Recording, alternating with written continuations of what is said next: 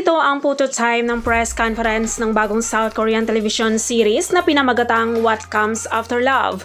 Tampok ang apat na pangunahing bida na sina Korean actress Lee Se-young, Japanese actor Kentaro Sakaguchi, Korean actor Hong Jung-yeon, at Japanese actress na si Ann Nakamura.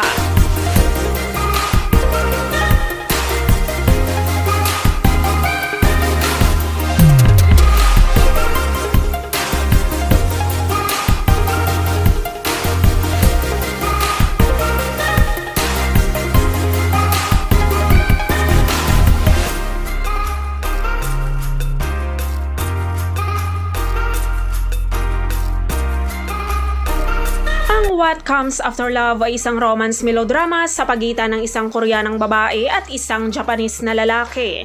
Ito ay naganap nang makilala ni Hong na nag-aaral sa Japan, si Junggo, at muli silang nagkita sa Korea sa unang pagkakataon sa loob ng 5 taon matapos magdusa sa isang malungkot na pag-ibig at paghihiwalay.